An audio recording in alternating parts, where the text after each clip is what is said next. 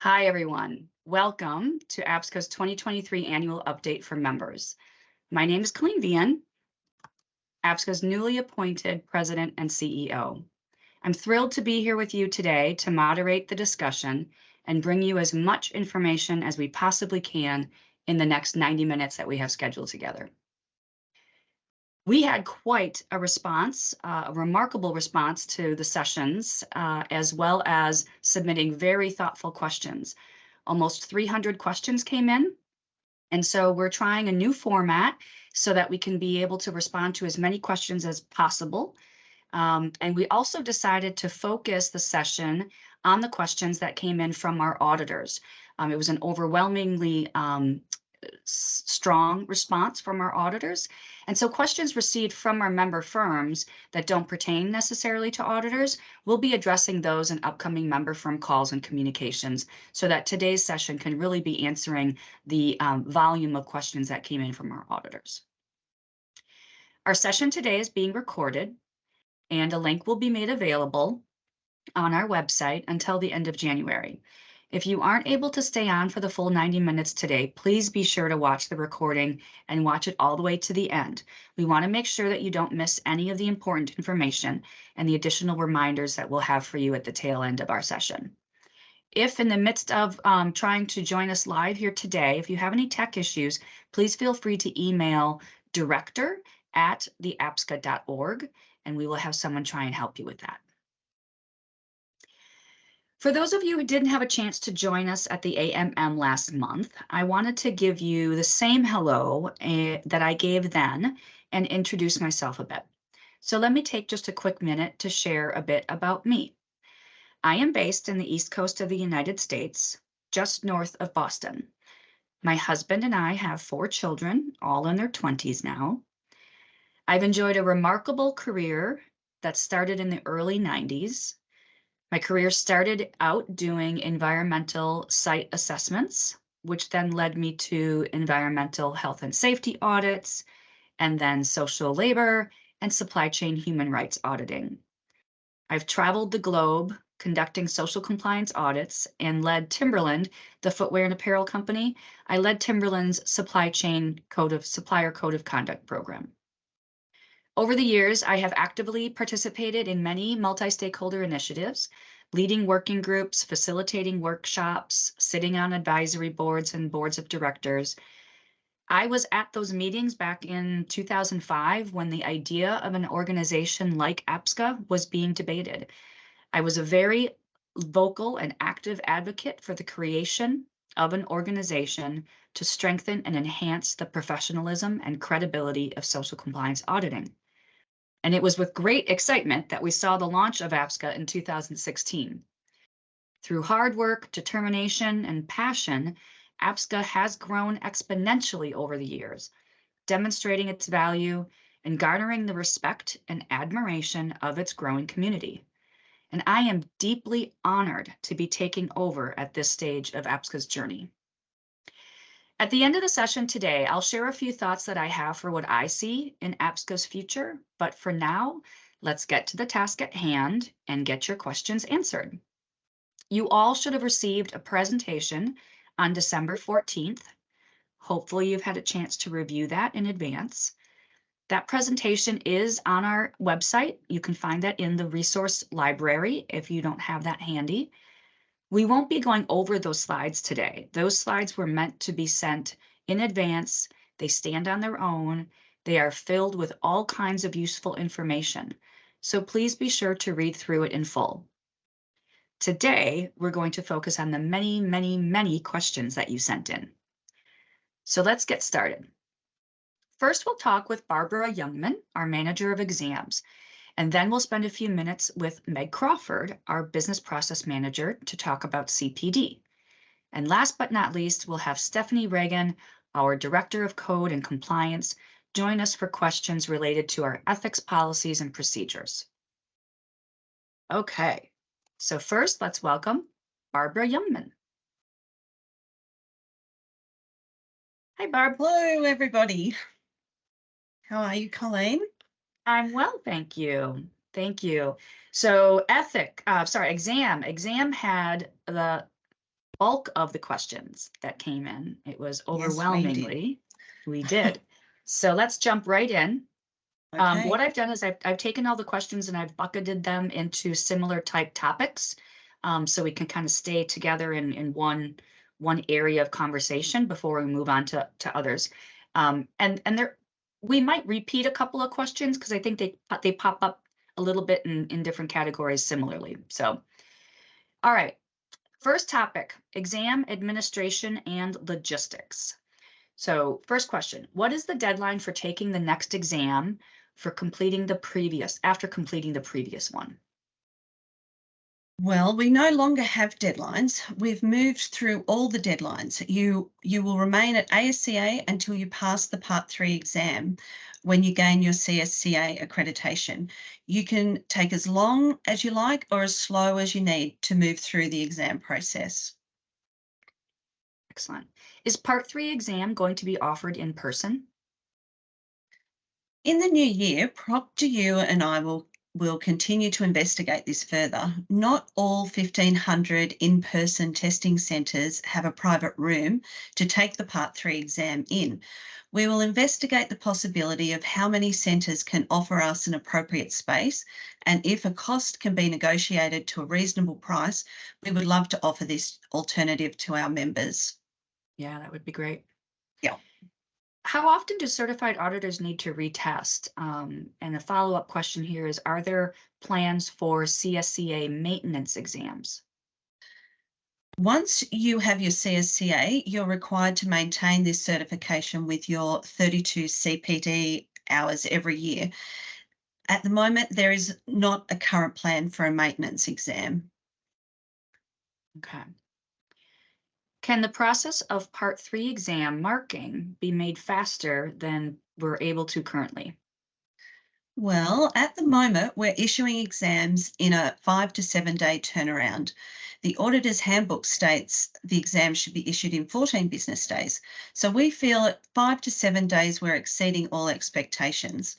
The Part 3 exam has to be marked by the interviewer, which in some cases the recording is watched and remarked. If there's a doubt in any way with the exam or if the mark is close to a pass, it's sent for an internal second review.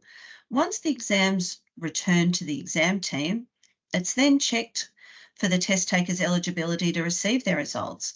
The auditor level status is checked, if the invoice has been paid, and if all is in place, then the exam's issued. This year there was 2,705 Part 3 exams were taken up to November 2023. This is an average of 250 Part 3 exams monthly. So we're doing a lot of exams. Overall, we did 4,794 exams up to November 2023. So we've been very busy issuing and coping with all the exams. That is a lot of exams, yeah. Mm. All right, here's a question on why does it take a long time to schedule a Part 3 exam? Well, this is due to the large numbers of auditors trying to sit their exam. Our data is showing the problem lies with the vast number of people failing and resitting their exam. Some 3, 4, 5, 6, 7, 8, 9 times, going around and around without preparing adequately between their exam. Test takers receive their results and rebook their exam the same day, but do not seek training or prepare in any way, hoping then they get a different interviewer that will be more lenient the next time and just keep their fingers crossed. The Part 3 exam is a practical exam. It's an exam where auditors should be showcasing their auditing skills and demonstrating their social compliance knowledge. Just reading the support documentation APSCA has available will help you, but if you're failing repeatedly, you must seek training in the field at on-site audits or reach out to your associated firm for guidance. Another reason for capacity issues are multiple bookings. With test takers booking several exams, trying to find a particular interviewer, one person can take 4 or 5 exam spots. There is a penalty charge for this, but it does not help with the capacity issues. We are now onboarding a new interviewer who we hope will start taking exams early January. We intend to recruit some new interviewers with bilingual capabilities in the new year as well. We anticipate a gradual resolution to the capacity issues. This is expected to come as more auditors successfully clear the Part 3 exam and those facing challenges start seeking additional training. The best advice I can give is book your exam in Calendly, then check Calendly regularly for earlier dates. People are rescheduling and cancelling all the time, but please use the reschedule cancellation link provided in the Calendly confirmation email. I also have an emergency list you can ask to be on by emailing the exam team. If someone cancels within a few days of their exam, we can contact people on the emergency list in the correct time zone. And if you're available in the short time frame, we will accommodate and bring the exam forward for you. Excellent. Okay. So now we're going to move on to a group of questions that's really focused more about the content of the exam, the evaluation and feedback on questions. So what are the evaluation criteria for Part 3 exams? This is provided in the Part 3 exam guide extensively. All the categories that are tested and how the scoring works. This is a really good way to understand what the interviewer is looking for to award points. There's also a section at the bottom of the practice scenario which gives you a comprehensive guide to all the categories being scored. Excellent. Why do candidates often fail Part 3 exams? What are some of the main mistakes you see? Well, I addressed this in the presentation put out last week. There is a slide, factors contributing to auditors' failures in the Part 3 exam. There is some very concise advice from the interviewers. Some of the common problems, such as the lack of attention to detail. Test takers do not ask enough questions. They find one finding and they move on. They do not read the background information carefully. They mismanage their timing, the lack of detailed findings, ask irrelevant questions. They do not follow the instructions in the scenarios. They do not listen closely to what is being said by the interviewer. They neglect to ask basic questions to understand the factory operations. Test takers present their findings poorly. They ask unrelated questions. They have limited knowledge of management systems. Preconceived answers. They have been told by a colleague what the interviewer is looking for. There's no strategy for scenario audits. They don't have the ability to create the mental picture of the scenario in their head. They jump from topic to topic. I think the biggest issue is not listening closely to what the interviewer is saying. They hear the first few words and presume the rest. And we have scenarios that are similar but different. You must listen closely. In the new year, this slide, factors contributing to auditors' failure, will be added to the Part 3 exam guide. So all the test takers will be able to access this information there.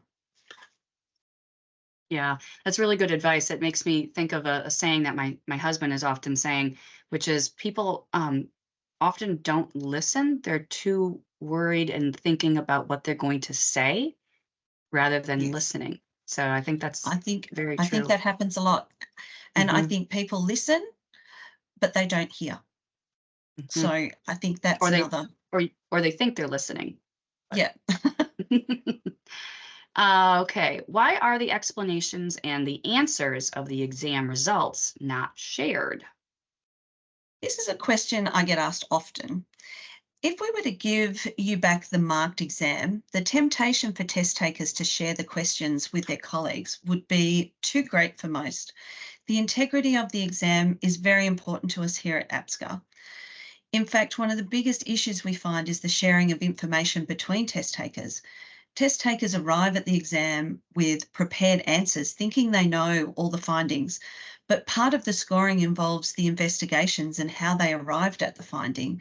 Without asking the correct follow-up questions, just knowing the perceived answer gets you very few points. Mm-hmm. Okay. What kind of preparation materials do we have for auditors?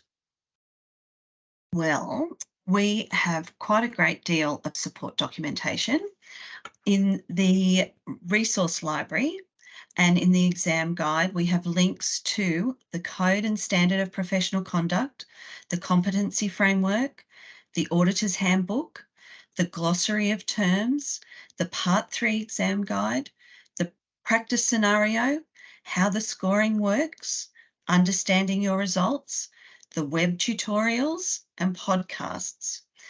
There is already a great deal of support material that we provide. One challenge we find is trying to encourage the auditors to read all the information. The Part 3 exam is a practical exam for test takers to demonstrate their auditing skills. If you fail the Part 3 exam multiple times, you should seek on-site training. You should reach out to your associated firm or look to any of the training facilities we recommend on our website. Excellent. Can auditors expect training regarding the exam and what tools are available for preparation? It's very similar to the last question. Yes, auditors should reach out to their associated firms for training. On our website, we have training facilities that we recommend, plus review the various documents mentioned earlier. APSCA is not a training organisation. We strongly recommend you should use the APSCA Resource Library, where all the links to all the support documentation can be found, along with the recommended training facilities. Okay. Next question is about feedback. So after failing part 3, is it possible to receive more feedback to understand the mistakes that were made? Well, when you receive your results at the moment, you receive the feedback from the interviewer, the areas of opportunity. This is the area you performed poorly in and need to concentrate your preparation on.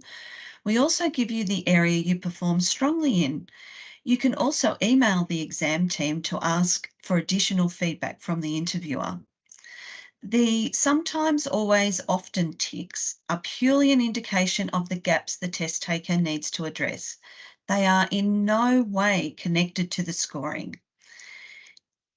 In APSCA's effort to continuously improve, we've heard the feedback from our members that they want and need even more feedback from the interviewer.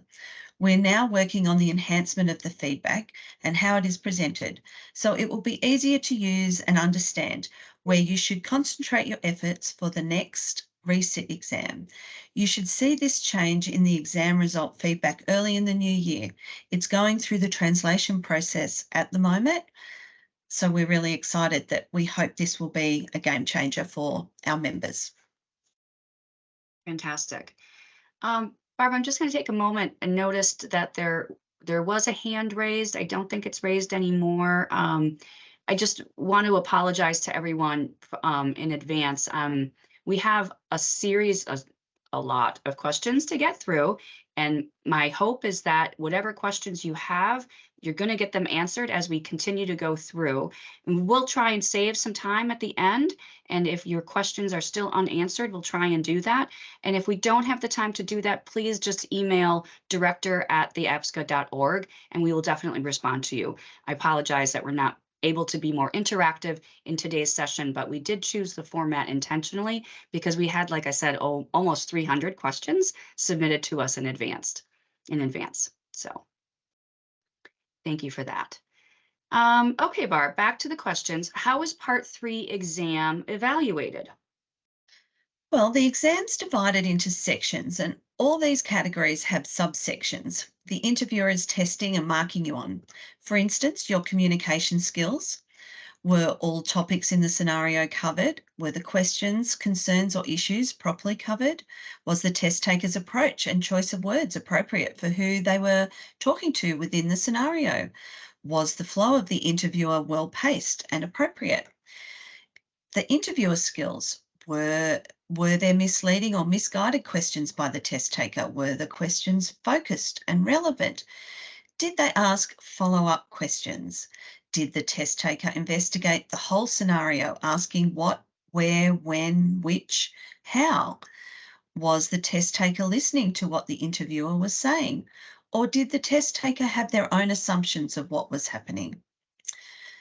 There's the analytical and decision-making skills section. Did the test taker find all the potential findings? Were conclusions accurately drawn?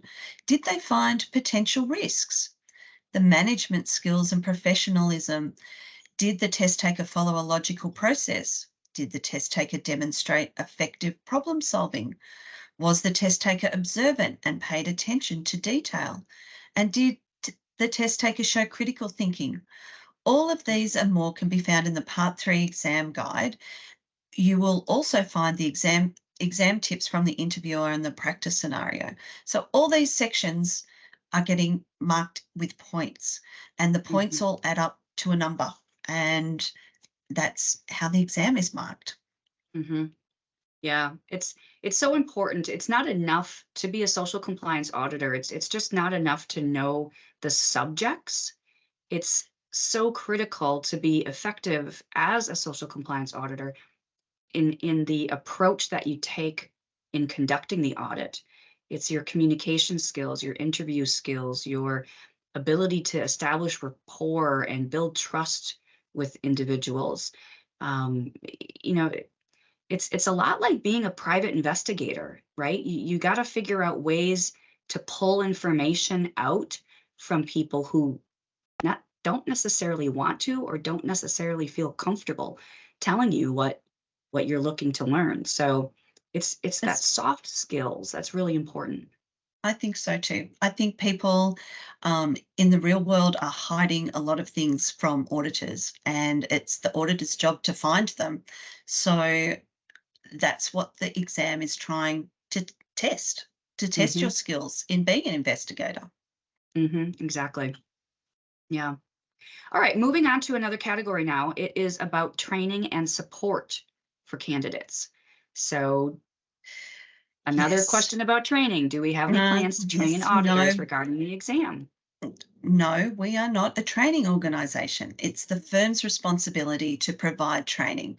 We encourage you to contact your firm for training or look on our website for the APSCA's available courses. Recommended courses, I should say. Yeah, right. And again, beyond those recommended courses, there's the training materials available for auditors, all the links that you shared before. Is there anything additional about the additional training material that's available? Well, no, I've mentioned it before, but we have the code standards of professional conduct, the competency framework, the glossary of terms, the auditor's handbook. You'll find exam tips from the interviewers, what the breakdown of the categories are and what is being marked, the practice scenario. There's a guide to how the interview should be undertaken with the primary focus. There is a score sheet to understand the focus in the interview, all on the website. There is web tutorials, there's podcasts to listen to. For the practical training, you have to reach out to your firm or a CSCA that has passed the exam for some practical training. This training can be used for the CSCA's CPD requirement. So it's an advantage to both of you. You learn the skills and the CSCA gets some CPD hours up. Even if you have been auditing for 10 years, you should ask yourself, am I up to date with my training? Am I understanding the role of a social compliance auditor in 2023? Social compliance auditing has come a long way in the last 10 years, and a lot of things have changed. So have you brought yourself up to date with the latest laws and training? Yeah. And exam 3 is so much about the how, right? It's not about the what so much, but it's the how. That I can't stress, I think, the practice scenario and doing real role playing with someone else and reaching out to a CSCA. As you said, it's a win-win. The ASCA gets the benefit of practicing, and the CSCA gets the benefit of CPD hours. So that's a great suggestion. And then talking about even though someone's been auditing for 10 years or more,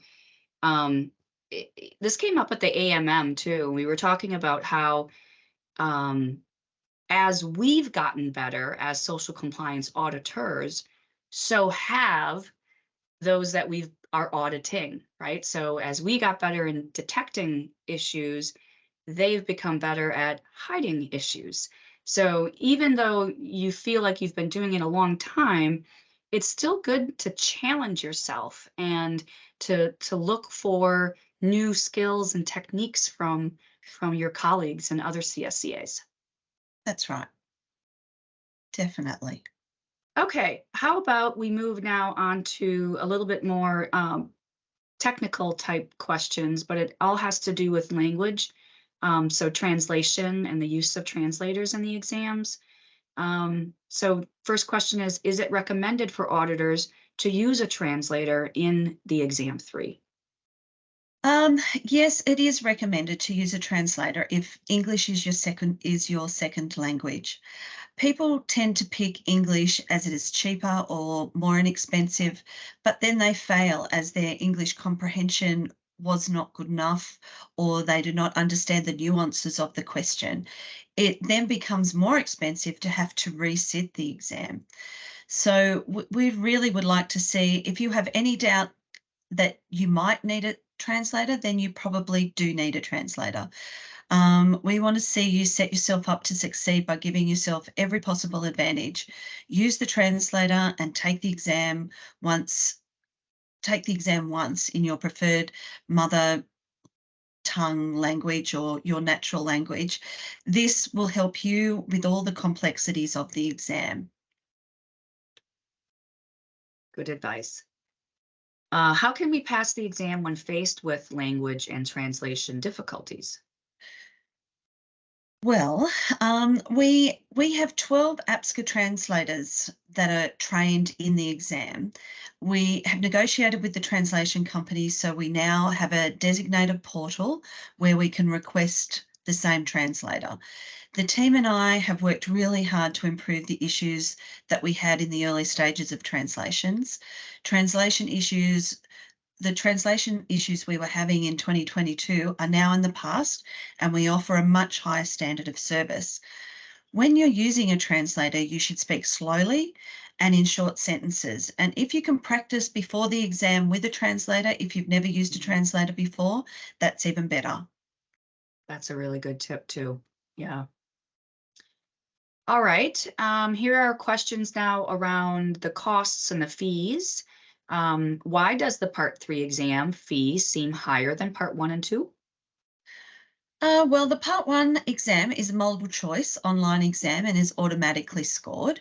The Part 2 exam is partly multiple choice with a case study and short answers. These exams have to be marked by an examiner. And the Part 3 exams, an interviewer and a proctor, and in many cases, a translator as well. All these people have to be paid for their time.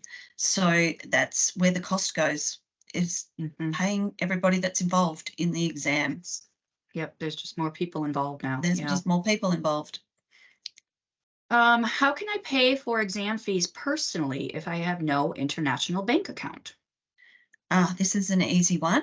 Towards the bottom of all the invoices has all the ways that you can pay and all the links that you need to pay an invoice for both the membership and the exam invoices internationally. It's all there at the bottom of the invoice. You just need to look and read. Okay.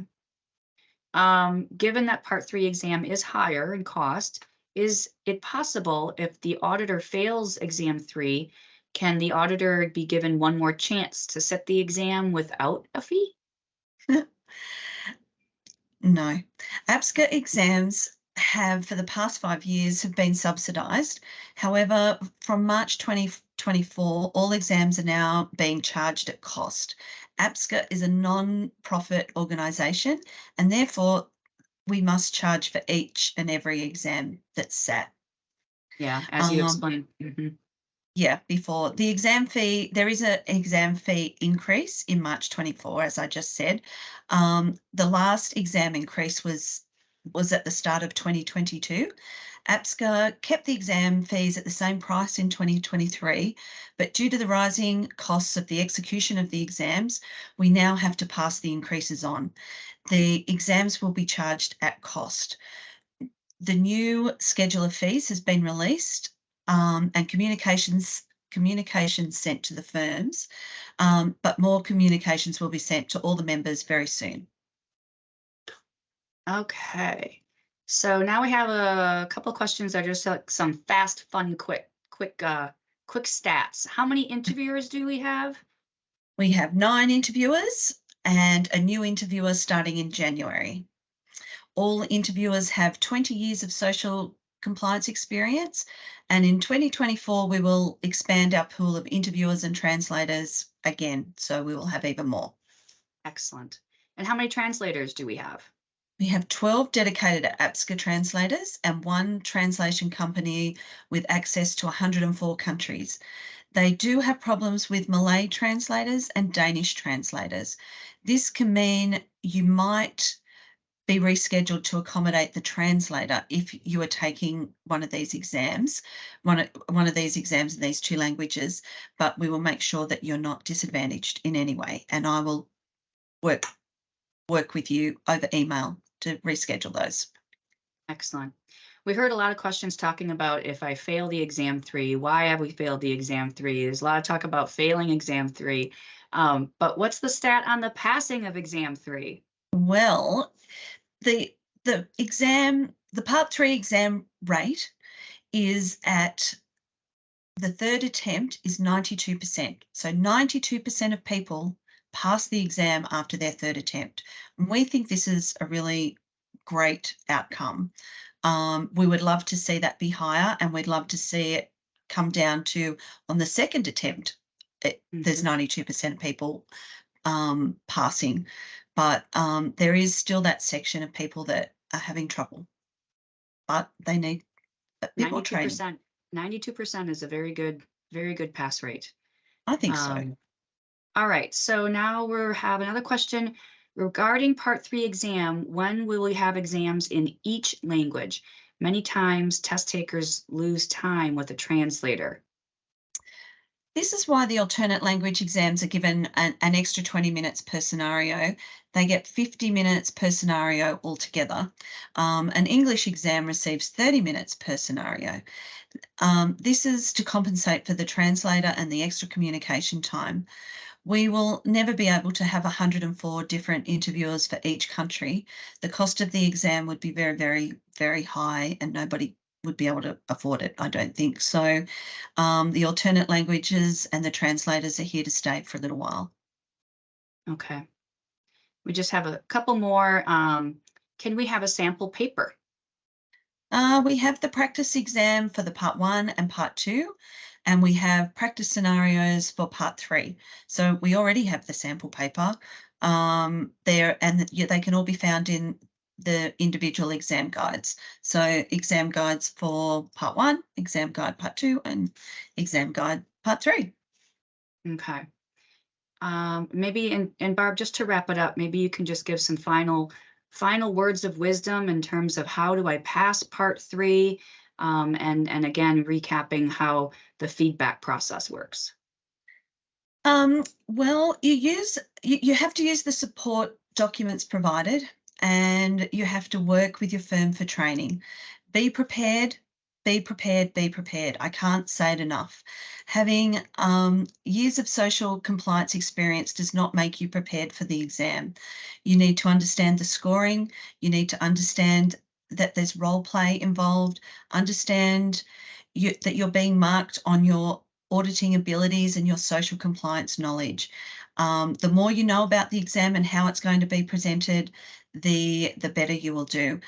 You know, if you need to use a translator, use the translator. If you don't think that it's expensive, because sometimes you might have to do the English exam 3 times, whereas you could do the exam once with a translator.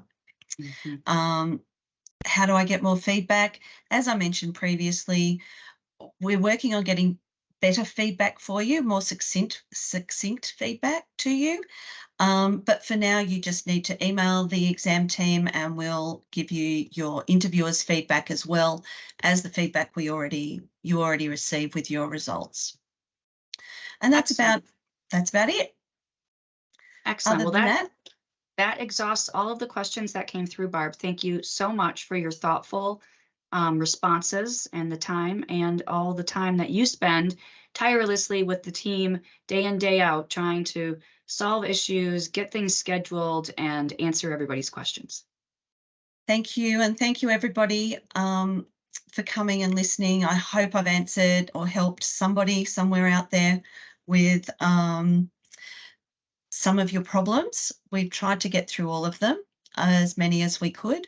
But if you do have any more problems, issues, please email the exam team and we will do our best to get back to you. Excellent. Thank you, Thanks, Barb. Colleen. Okay.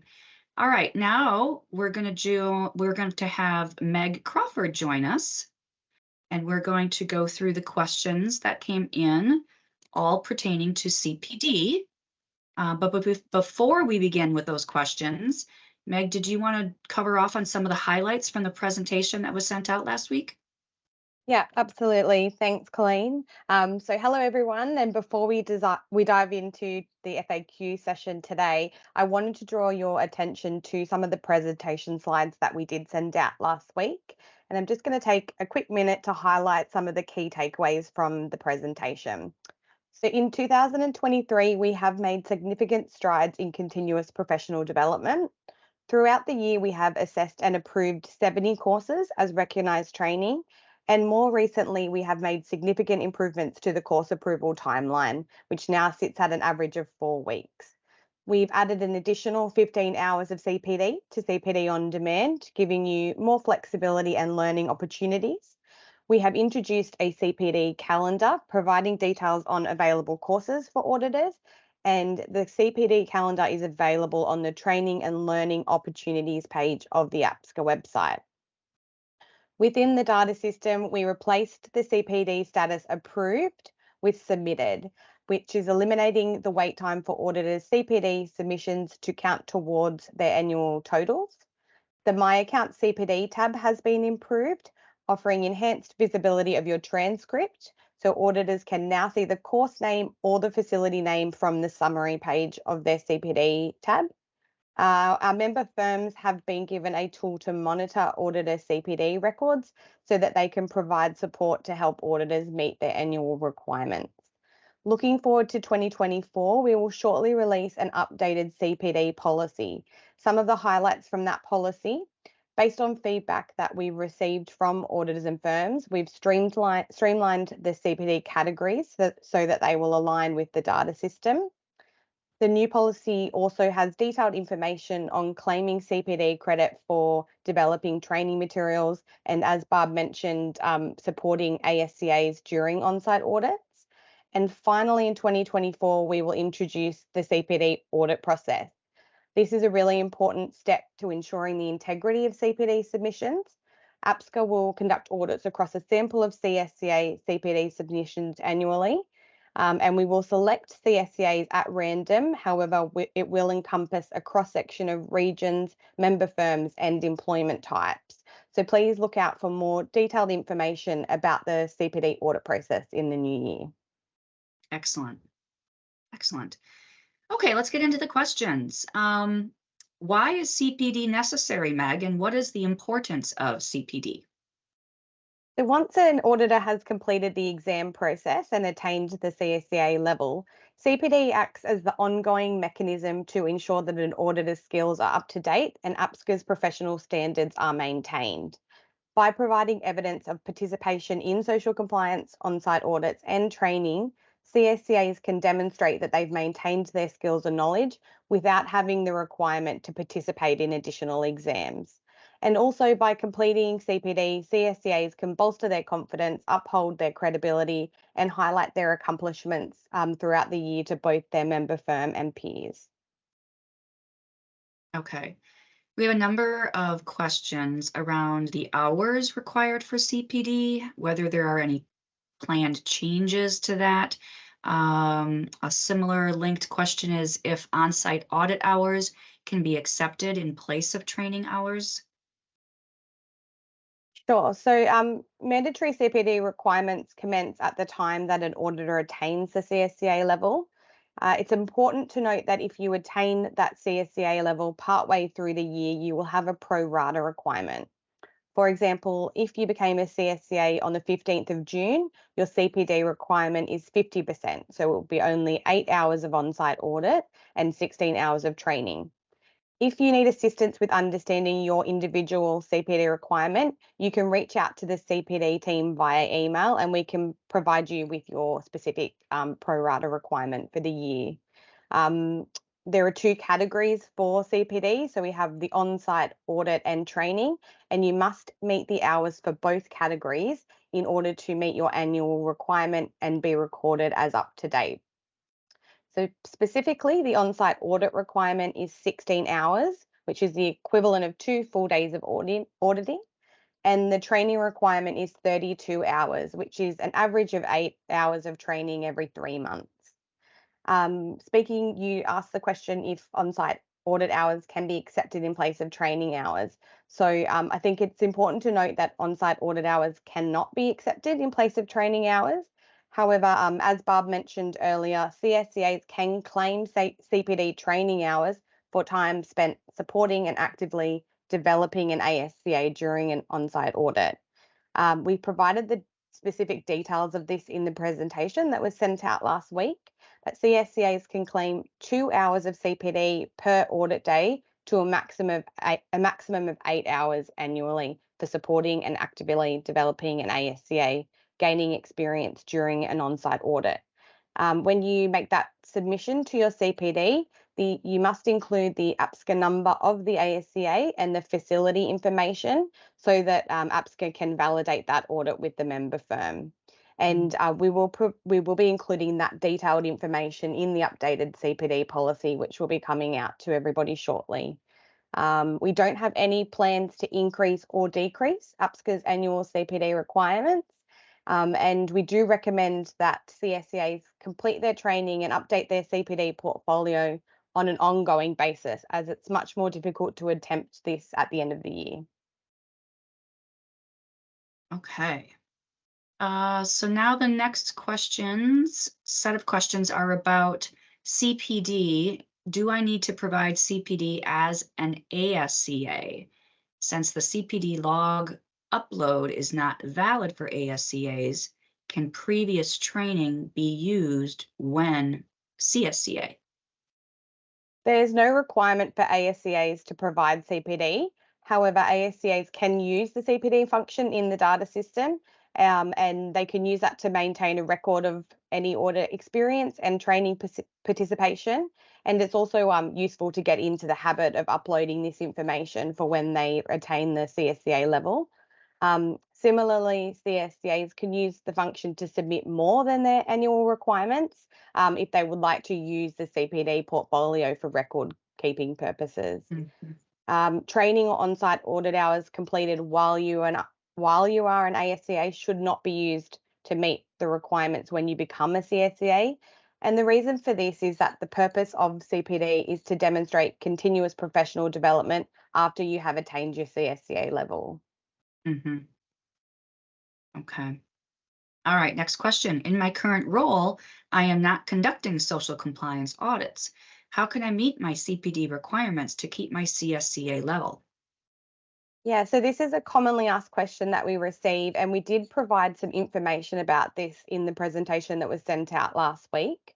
I'll expand on that a little bit here as well. So if you are not currently conducting audits in your current role, or you're acting as an auditor supervisor, or perhaps you're on a period of extended leave, please contact APSCA to discuss the best option for you. One solution that we have available is requesting a change to an inactive status. As an inactive auditor, you will maintain your CSCA level, but your annual CPD requirement is 16 hours of training only, with no on-site audit hours required. And as an inactive auditor, you can present yourself as an inactive CSCA. However, you must not use your APSCA member number on any social compliance audit or actively participate in a social compliance audit. So it is really directed at those auditors who have attained the level but aren't currently working as a social compliance auditor. Once you are in the inactive status, if you commence auditing again, you must contact APSCA to request a move back to in good standing. And the full details about the inactive status are available from the APSCA Auditor Membership Status Policy, which is on the resource library of our website. Alternatively, if you do not make a change to an inactive status, you will need to conduct a 2-day audit to meet the 16 hours required. Okay. All right, so moving on, we've received some questions regarding consequences for not meeting CPD requirements. Questions such as, if I'm on probation for CPD and not able to meet hours for this year, what will happen? Or if my level is downgraded due to CPD, how can I restore my CSCA level? Yeah, absolutely. So we do have a slide that will go through this scenario for our auditors, but CSCAs who are currently on probation for 2022 have until the CPD deadline, which is the 15th of January 2024, to submit their hours for 2023. If they fail to meet the CPD requirements by the deadline, they will be moved to ASCA level, and they can be restored to CSCA once they have submitted the remaining hours to meet their 2023 requirements. Additional hours can be completed in 2024 if you didn't have the opportunity to do them in 2023, but they must be recorded under 2023 CPD and cannot be counted towards your 2024 CPD requirement. Once the 2023 requirement is met, the auditor will be moved back to CSCA, but they will remain on probation for 2024. And if you are an auditor who's currently on probation for CPD, but you have met your 2023 requirement, you will be removed from probation after the January deadline. CSCAs who are on probation for 2022 CPD and are not yet up to date for their 2023 requirements have been emailed directly. And for our firms, you can use the Auditor CPD report, which is available to firm auditor supervisors to identify these at-risk auditors. Please note, if you fail to meet your 2023 CPD requirements by the deadline of the 15th of January 2024, you will go on probation for CPD and you are at risk of a level change to ASCA if you do not meet the 2024 requirements. Okay.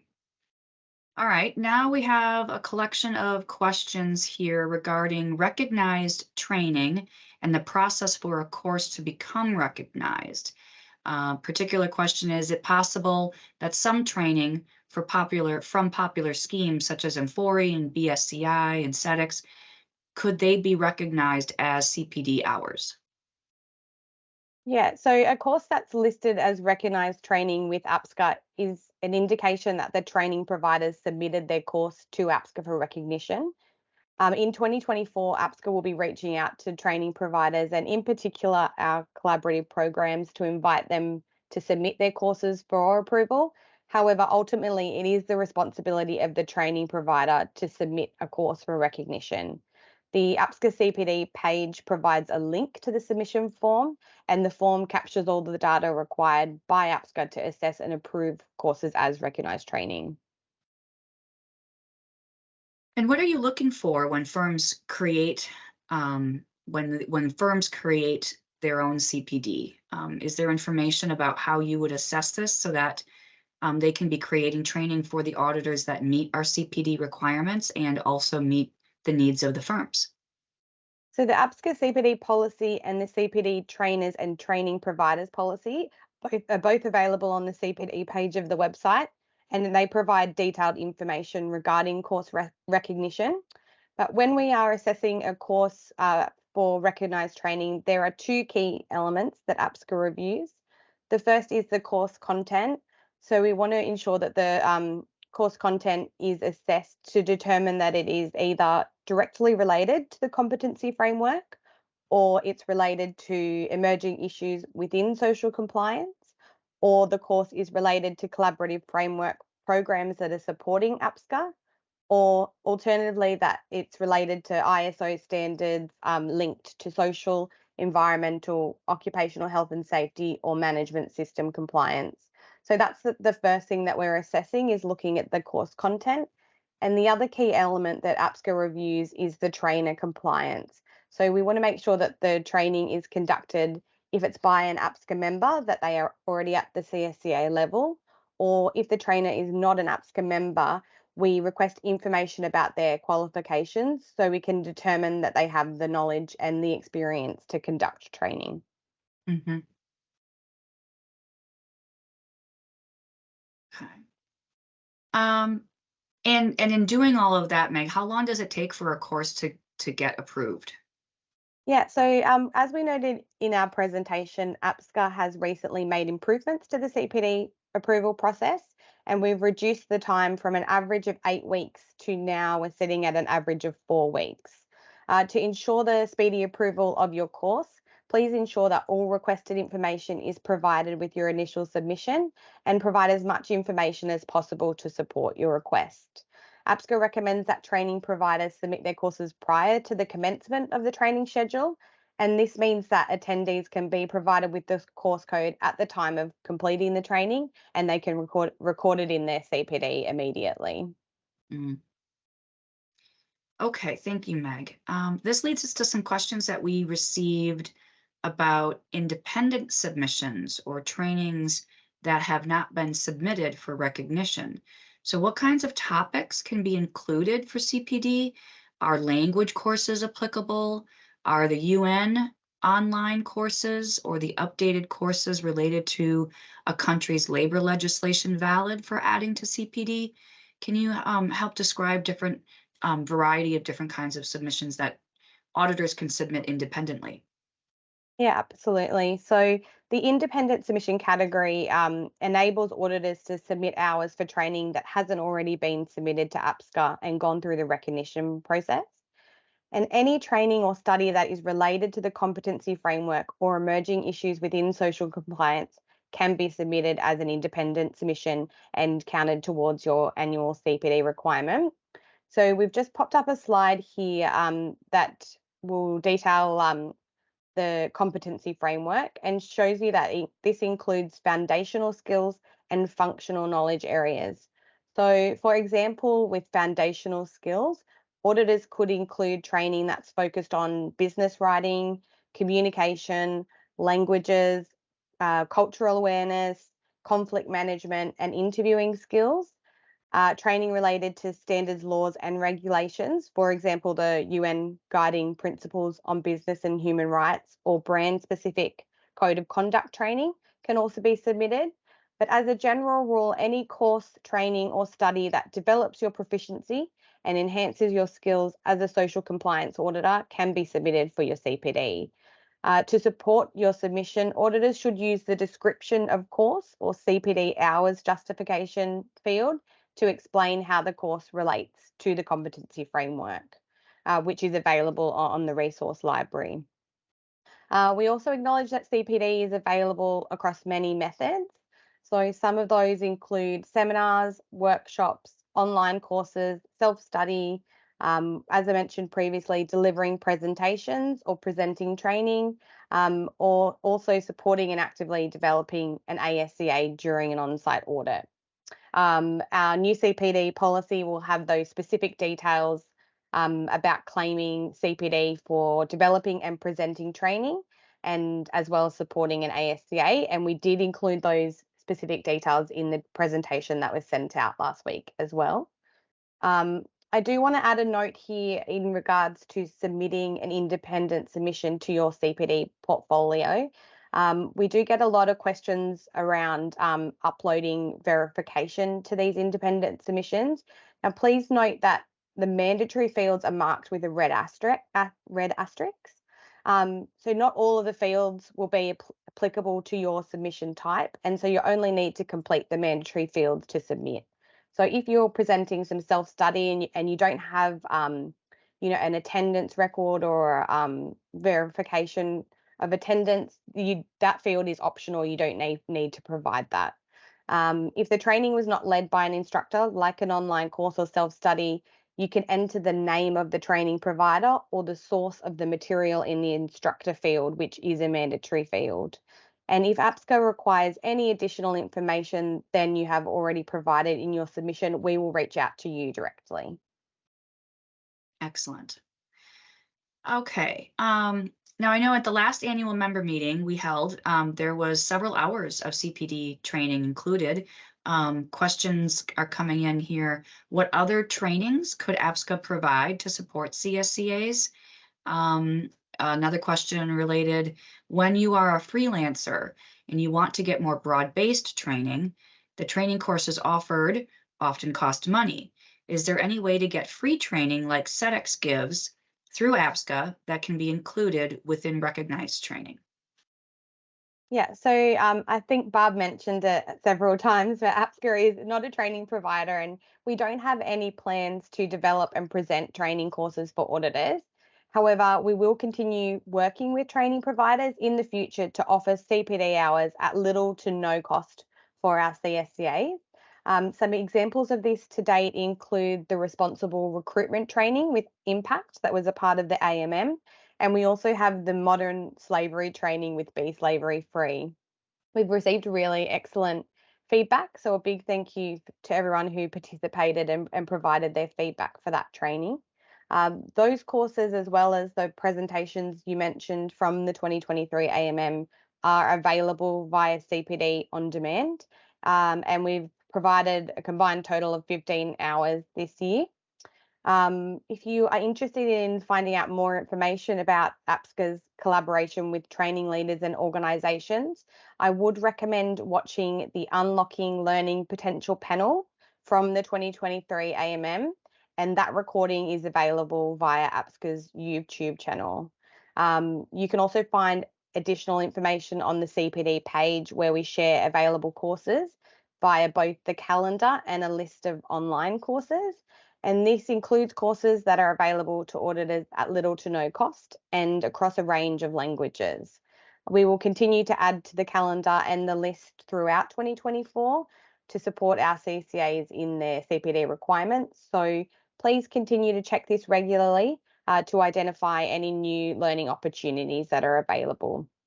And finally, we also will be sharing details of training courses via social media. So please follow us on LinkedIn to be notified of new courses as they become available. Thanks, Meg. That concludes all of the questions that we have related to CPD. Did you have anything else that you wanted to add? Yeah, just a couple of points to finish off. We receive a lot of questions via the CPD email, and we're always really happy to help people there. So if you have any questions at all regarding CPD, whether a course is is appropriate to be entered as an independent submission, or if you need to know your pro rata requirement, anything at all, please contact us via cpd@theapsca.org.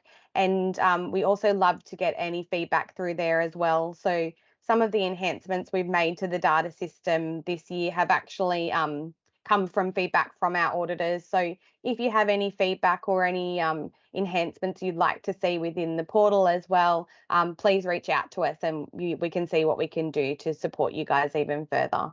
So thanks everyone for your time. Excellent. Thank you so much, Meg. Thanks, Colleen. Okay, up next is Stephanie Reagan, our Director of Code and Compliance. Hi, Stephanie. Hi, Colleen. Thanks everybody for joining us today for our end of year APSCA annual update. I hope that you all had the chance to view the ethics portion of the slides that we provided ahead of the meeting, which outlined our progress in 2023 and also provide you with a glimpse of the many enhancements we have already planned for next year. In 2023, the ethics team went through a revitalization, which was focused on member support and empowerment. We looked at several key areas where updates could be most useful, to our members and focused our efforts on prioritizing some key areas. The first is empowering members to speak up and have their voice heard for reporting of allegations or concerns, but also to tell us what they need from APSCA's ethics team so we can make sure that the program is supporting members. Secondly, we looked at transparency. We want everybody who is an APSCA member or who works with APSCA to understand how our disciplinary process works. We also increased our outreach and ethics offerings. We included a podcast on our webpage, website updates, more updates in newsletters, member happenings. We really enjoyed engaging and networking with people at the AMM and just providing general outreach throughout the year. And we also shared metrics and disciplinary outcomes for the first time this year. In our main focus goes back to the core of the ethics program, and that's in our investigations and disciplinary process. So first, we really tried to streamline investigations to keep in mind timeframes and efficiency of working with firms, collaborative programs, and stakeholder brands. Sometimes we work on investigations at the same time that they're working on investigations. So we looked at ways to reduce that duplication of effort. We also looked at fast tracking less egregious and systemic cases so that the disciplinary boards could focus more on cases that involve the most serious reported issues like bribery. And with bribery, it doesn't matter where it happens. Bribery is bribery, and it always must be reported to APSCA. Another area that we really focused was on member firm cases. We've seen more reports regarding member firm cases, and we're making sure that the cases that need to be reviewed by the disciplinary board for member firms are being actioned. So I'd like to thank everybody for submitting all the ethics questions that you did ahead of time. And I want to try to cover as many of those questions today as possible. Colleen, I think you have a few questions that we could tackle. Absolutely. We did receive lots of questions around ethics. It seems like our members are really excited about the recent changes and seeking more information from our ethics team. So this is awesome. Let's dive into these questions. Here's one to start with. What are APSCA's ethical expectations for member auditors and member firms? Well, you're going to find the basic guidance for what their member requirements are and how to be the best member you can be using the code and standards of professional conduct and also our disciplinary framework and procedures. So links to those documents are easily accessible on the ethics webpage at the APSCA website. And I just want to take a minute here and make sure everybody knows how to access that webpage. So first, you'll go to www.theapsca.org and select the About Us section of the header bar. You can then use the drop-down menu to select Ethics and Integrity and go right into the ethics page. Once there, hopefully you'll find everything you need. You'll find a full toolbox available for APSCA members that includes our Speak Up campaign and video. The Speak Up campaign is particularly important for our members because it highlights the fact that reporting unethical behavior is the responsibility of all members. Let me give you a quick example of what that means. If an auditor is aware of solicitation of a kickback but doesn't report it, they could later become the subject of a parallel investigation, being a contributing part of that kickback scheme, whether they received money or not. So speaking up is not only about protecting the social compliance auditing profession, it's also a membership requirement that can empower and protect member auditors.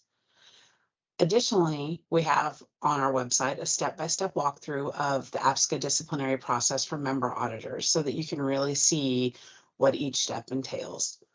You'll find links to the code and standards of professional conduct, policies, procedures, and other helpful resources like the disciplinary framework.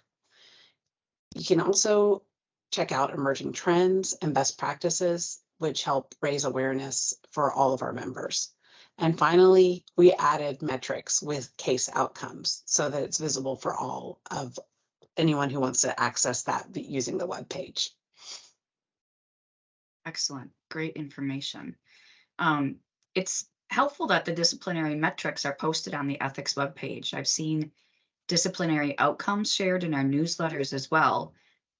We received quite a bit of feedback and a few questions asking if APSCA could share more case outcomes about both member firms and member auditors. So could you share some details with us on that, Steph? Sure, sure. So the ethic team, our primary concern when we receive an allegation is we look into every allegation that we receive. Some of those allegations come from member auditors and some come from member firms. And some also fall outside of our normal scope. So they may be about non-members. They could be about allegations for programs, audit locations, brands, any non-member. So let's look at some of our case metrics. First off, our case count in 2023 doubled compared to 2022, and we've seen a steady increase in allegations and reported issues since the disciplinary program started in 2019 every year. But in 2023, we started a Speak Up campaign and brought that transparency to the ethics program. And I think it's really helped because we've seen our numbers for the first time go over 100 cases reported this year. In addition to significantly more concerns being reported, it's helping our members do their part to bring accountability, professionalism, and standardization to the social compliance auditing profession. The ethics team reacts to the increase in reported issues by having better communication tools put in place this year to help reporters and parties who may have allegations raised against them better understand the process and stay informed on what the next steps are. We also have a renewed focus on taking member firm cases to the disciplinary board, like I mentioned before. And let's take a look at those year-end numbers. Thank you. We have a slide up so that you can follow along. Right now, this slide was prepared about 2 weeks ago when we were putting together everything for this presentation, and we actually have 6 more cases. So all in all, we have 114 cases, but I'm going to give you the stats for the 108 that are on our slide here. We had 108 cases handled in 2023. 68 of those were member firm cases. 68 were member auditor cases. 27 were member firm cases, and 13 fell into that other category, which is non-members, like our collaborative programs or a brand or an audit facility. The case distribution that you see on the slide is directly what was reported to us. And of the 108 cases, 18 cases went all the way through to the disciplinary board for member auditors and received sanctions. The sanctions ranged from suspensions to revocations, and also some remediation was applied, resitting exams, or even writing a paper that the member firm, that the disciplinary board and ethics team will review at a later time. So we do have some creative sanctions that are out there, but for the most part of those 18, revocation and suspension of your membership. Also, we started something new this year called a letter of expectation. So you see the 33 cases that received letters of expectation, which we started submitting out to participants in July of this year. It's a notification to let the party who has received an allegation against them know that an allegation has been made, and help provide some guidance to let them know which areas of the code they should be checking. There's not a disciplinary action taken when a letter of expectation is sent out, but it's a great reminder and a remediation tool to help keep the auditor on track and help them look into the code a little more closely so they understand their full membership requirements. We also use the letter of expectation to provide more membership support and transparency.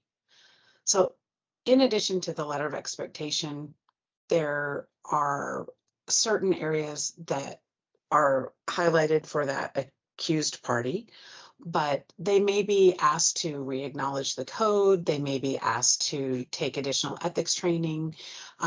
Each case is unique, but the intention of the letter of expectation is to help prevent unethical behavior and raise awareness so that members can move forward with best practices in mind for ethics and integrity in all aspects of the work that they're doing in social compliance auditing services. Excellent. Thank you, Steph. It's so great to see members responding to the Speak Up campaign and reporting more issues.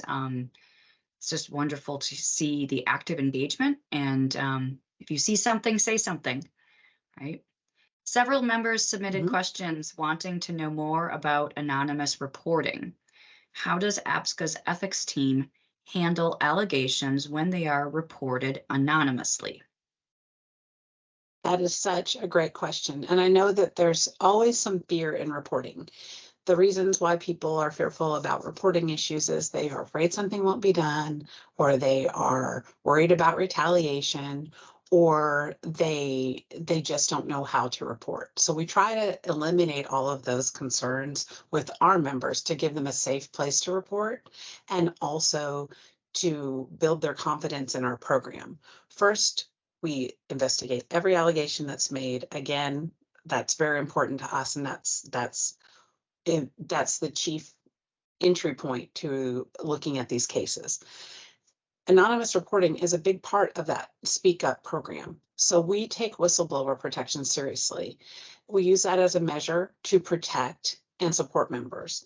And when conducting investigations, and even when we provide information on cases to our disciplinary boards, the ethics team redacts and removes information that would disclose the identity of the reporter. So we want to make sure that's never compromised. We also have to balance what the reporter tells us and what they're comfortable in sharing with what we tell the party who we're notifying of the allegation.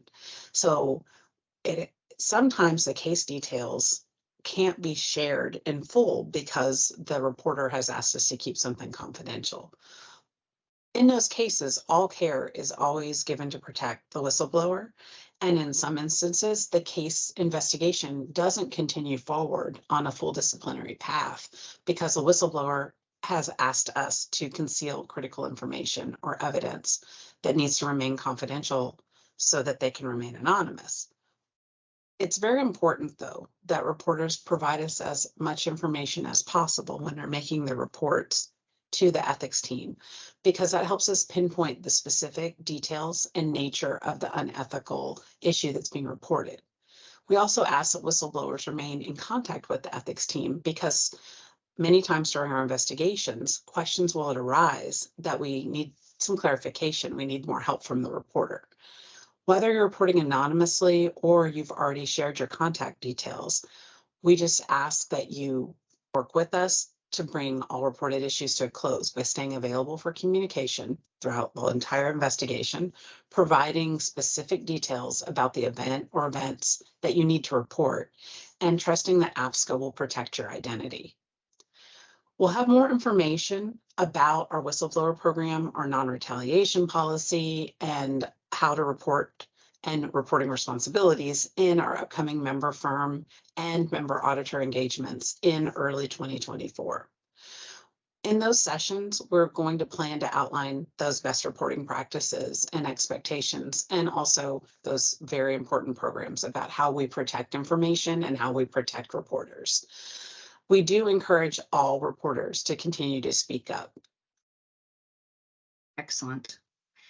Okay, let's see. We had quite a few people writing in asking about APSCA's background check process. Is that something that the ethics team handles? Definitely. So ethics has been helping member firms with background checks for the past couple of years. This year, we refined the process and tweaked it to give more control to auditors and enable our team to provide more specific information to firms. So our enhancements to the background check process are aimed at supporting two types of situations. One, an auditor trying to be hired by one of our member firms, or one of our member firms looking to hire a member auditor. So we want to help all of our members with this process. Auditors should ask their member firms to provide this background check consent form that we've created that gives them the control over what information is going to be shared and with whom. So firm representatives that might be listening to this call, be sure that you know where to find this document. It is going to be found on our website under the member firm login page, and you can look under member documents. And if you can't find it there or need any technical help, just reach out to the ethics team. You can always email us at ethics@theapsca.org. Now, once the form has been provided to the auditors, you'll complete the form and select if you're comfortable sharing your background history, which will indicate if you have any type of disciplinary action on your background that APSCA is aware of.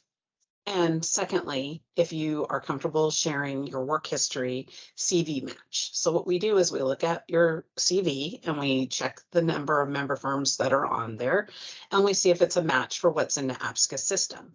And we report back to the firm whether it's a match or not.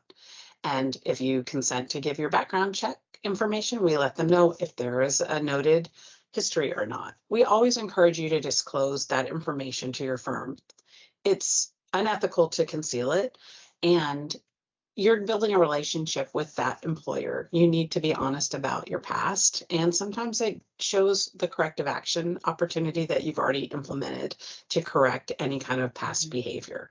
So take the opportunity to be transparent, take the opportunity to utilize a background check, and make sure that if you are filling out the form that you designate which firm you want this to go to. That will help us make sure the information gets to the right parties. So member firms can request the background check work verification by contacting the ethics team. Again, just email us at ethics@theapsca.org. And again, for peace of mind for all of our member auditors out there, the ethics team only provides information that has been consented by the member auditor to share with a specific member firm. So if the member firm asks us for information, it hasn't been consented, we simply just let them know that we can't share the information until the proper consent has been provided to the ethics team. Excellent. Thank you, Stephanie. Okay, keeping a watch on time, let's do this as our final question. We can look ahead to what the ethics team plans to bring to members in 2024. Several members have been asked or have been asking what additional ethics updates are planned for member auditors and how will APSCA monitor member firms moving forward? Great question. I'm so excited about next year. I just want everybody to participate as much as possible. So I mentioned already that we're going to have a member firm engagement in the first quarter of 2024 and a member auditor engagement in the second quarter. So we want to have everybody's participation because in those sessions, we're going to provide detailed guidance to all of our members. And we want your feedback because next year is a big year in us updating our code, the disciplinary framework, and some of our chief policies. We want to make sure those work for our members. And we need your feedback to be able to make sure that that's a two-way conversation. So what we also want to do is to provide tools that's going to help you understand what the membership requirements are and how to meet them. So stay tuned for more information about the upcoming sessions in 2024. That's going to be broadcast by our wonderful communications team, who is doing all the magic behind the scenes today as well. And they'll give you the opportunities to receive guidance as well as to have your voice heard and to help us in the ethics team and APSCA as a whole shape our path going forward to support you as members. Some of the topics that we plan to cover in the membership outreach include our whistleblower protection program, zero retaliation program. We want to give some hints and tips about focused CPD ethics training opportunities, monitoring and remediation for firms. And I know that was a question, part of this question. So I'm going to take just a sidebar here and let you know that part of our monitoring of firms through the disciplinary process, as we're getting more reports of member firm concerns, reported to the ethics team is to work with them on monitoring how corrective actions can be put into place and working with them on remediation. So we'll be working on developing those programs in the coming year and getting those out to our partners, our great partners with our member firms, and supporting them as well. Additionally, in our sessions, we're going to cover the annual firm code acknowledgement, the code and framework refresh I mentioned, policy overhaul. We're going to provide a sanctions matrix that will explain more about the type of disciplinary outcomes that can come from certain actions. And then we'll also be circulating some surveys and working on updating our FAQs. Finally, we want to do some enhanced communications for guidance and make sure everyone understands reporting requirements and membership updates that are required by auditors. So we really hope to have great participation in all those sessions. And just personally, I'd like to thank all the members who have reached out to the ethics team in so many ways this year. We appreciate the bravery of all of the reporters who spoke up to us about ethics concerns. We're also grateful for the collaborations that we've been able to foster this year with members and stakeholders and collaborative programs, and we look forward to even more interaction in the coming year. Thanks again. And now, Colleen, I turn everything back to you to close us out. Excellent. Thank you very much, Stephanie. Okay, well, that brings us to the close of our session today. As I said, we had lots of questions. And so we really tried to balance today's session with not just sort of an annual update in terms of what was accomplished, but really focusing in on the wonderful questions and the response that we got from you in submitting questions in advance. So thank you for that. And keep an eye out also in the end of Q1, we will be issuing our formal annual report. And that will hold all of the accomplishments of the association and our members. So keep a watch for that. Okay, I do have a few important reminders, year-end reminders to point out. But before I do that, I just wanted to take a pause and share a few thoughts for the road ahead in 2024 from my perspective, at least at this point, which is week 7 of being in my role. With the foundation of APSCA built over the past 7 years now firmly in place, what I'll be looking to further enhance and elevate is to elevate the professionalism and credibility of social compliance auditing. So for me, when I think about doing that, its areas of focus will be auditor capacity, CPD, and ethics. I also want to increase and broaden our stakeholder engagement efforts. We are a community made of auditors, of audit firms, collaborative programs, and brands and retailers. And there's just great opportunity to leverage the collective wisdom and experiences amongst us. So in 2024, much like Stephanie was sharing, we will be implementing more opportunities for doing just that, particularly with our auditors. I want to create ways for there to be more interaction and networking, to create community, to empower you all. So keep watching January for the first action on that path, which will be a survey to all ASCAs and CSCAs. We really want to hear from you. Your voice in elevating the professionalism and credibility of social compliance auditing, your voice is instrumental. So I hope to see you participate. Okay.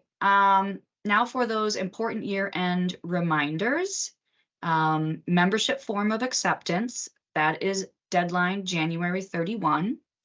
Membership fee invoices, if it's being paid by the firm, your invoice is due January 31st. If you're paying your membership fee yourself, your invoice will be issued February 1st and must be paid by February 15th. And the CPD hours, your CPD submissions are due by January 15th. So some very key important dates coming up in January and February. We will be sending out further communications and reminders on each of them, but please make note of that for yourself as well. On the screen, you see our contact information. So we are all here always to be available to answer your questions. Please don't be shy. We do not have to wait for these kinds of forums for your questions. I think these forums are helpful to eliminate the many common questions that you have, but there's always going to be unique individual questions. And so please don't be shy. Don't hesitate to email us with your questions.